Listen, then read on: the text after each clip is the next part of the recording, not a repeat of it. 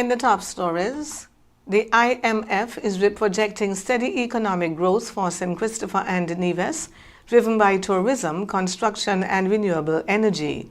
Haiti and the Dominican Republic say the reopening of air routes has been delayed as work on security protocols continues. And on the international scene, the doctor hired by the cruise ship involved in the hantavirus scare is in stable condition after being evacuated from the vessel.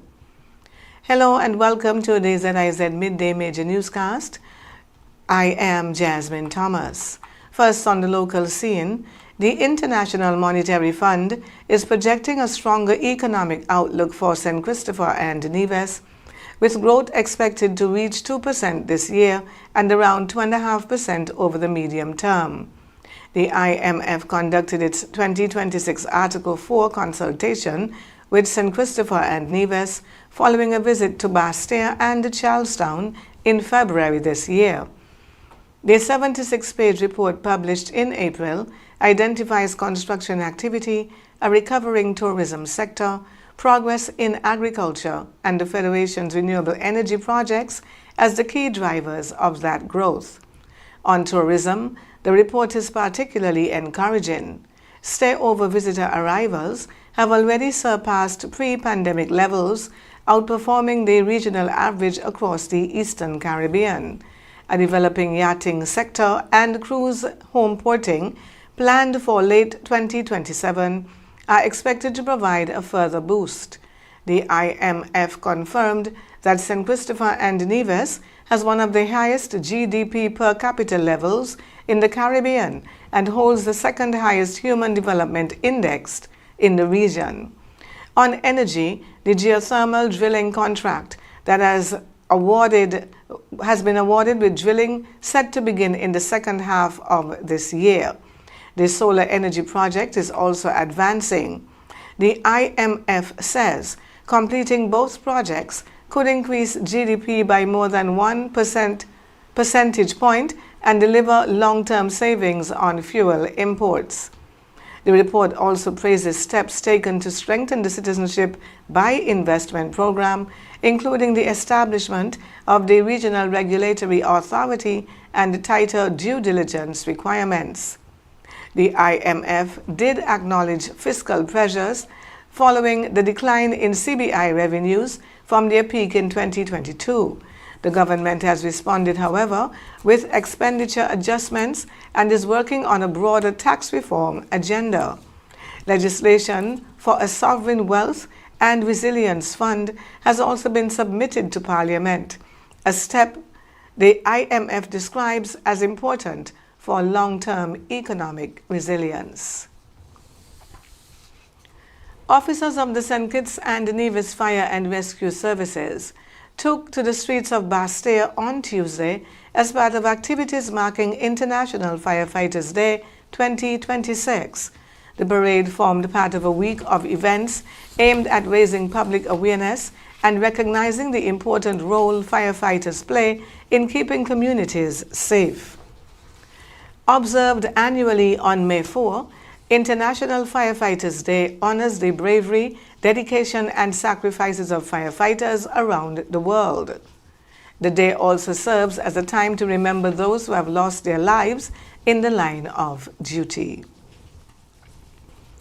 St. Christopher and Nevis has been recognized among a select group of countries leading the way in advancing women's representation in diplomacy.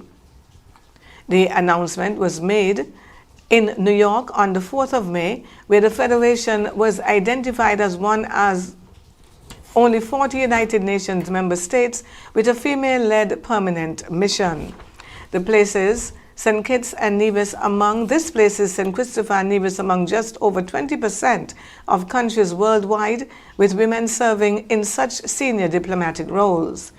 Prime Minister Drew was commended for his leadership and continued advocacy for women's empowerment and in inclusive governance. Global data from the United Nations shows that women remain underrepresented in diplomacy, with about one-third holding senior roles in foreign ministries and even fewer serving as ambassadors or heads of mission. Against this backdrop, the Federation's recognition highlights its commitment to gender equality and its alignment with international best practices. The government says empowering women in leadership positions strengthens national representation, improves policy outcomes, and supports more effective global engagement. Dr. Mutrice Williams currently serves as St. Kitts and Nevis's permanent representative to the United Nations. We now take a look at news on the regional scene. The reopening of air travel between Haiti and the Dominican Republic has been delayed as officials continue work on finalizing a comprehensive security protocol.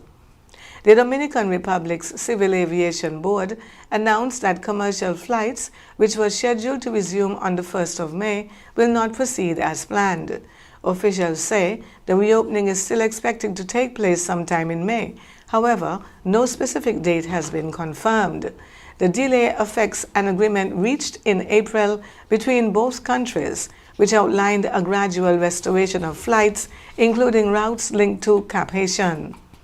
Authorities explain that additional time is needed to complete a joint security framework covering passenger screening, immigration procedure, and aviation safety standards. Both governments have reaffirmed their commitment to restoring air connectivity, with officials saying efforts continue toward a safe and gradual reopening. And the Caribbean governments are moving to strengthen housing resilience through a new regional partnership with the Inter-American Development Bank and the Caribbean Development Bank. The initiative will target more than 15 countries and focus on retrofitting homes to better withstand hurricanes, flooding, and other climate-related hazards. Officials say the program will combine home improvement grants, concessional loans, and technical support, along with training for workers and homeowners. It will also include support for home insurance and strengthened capacity for national housing authorities. The project forms part of a regional strategy aimed at reducing vulnerabilities and improving protection for millions of households across the regions. Officials say that a coordinated approach will help countries pool resources, lower costs, and build more resilient communities in the face of increasing climate risks. On the international scene, a British doctor evacuated from a cruise ship off the coast of West Africa is now in stable condition after previously being listed as critical. The 56-year-old was among 3 people airlifted from the vessel MV Honduras following a hantavirus outbreak on board. Spanish health officials confirmed the evacuations were carried out as part of a coordinated international response involving several countries and health agencies. Authorities say the remaining passengers on board are not showing symptoms, and the ship is expected to continue under strict health protocols. Medical teams have been deployed to monitor the situation as investigations continue into the outbreak. Officials add that the overall public health risk remains low. The United States has paused its maritime operation in the Strait of Hormuz as diplomatic talks with Iran continue. President Donald Trump confirmed the temporary halt, saying significant progress has been made toward a possible agreement with Tehran. The operation, which had been supporting safe passage for vessels through the strategic waterway, was launched amid heightened tensions in the region. U.S. officials say the pause is aimed at creating space for negotiations, while warning that operations could resume if talks collapse. Iranian officials have responded cautiously, with some signaling that safe transit through the strait will be possible if agreements hold. Global oil markets have shown volatility following the announcement, as the strait remains a key route for global energy supply. We now take a look at the weather.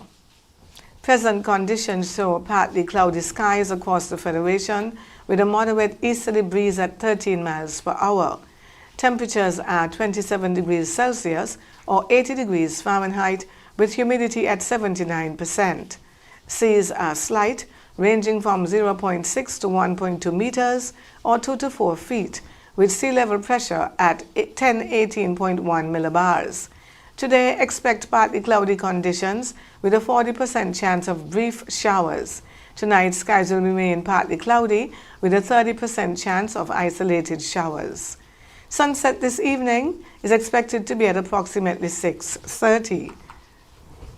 And that's how we end the Midday Major Newscast. Join us this evening for these stories and more. Thank you for tuning in. I am Jasmine Thomas. God bless you.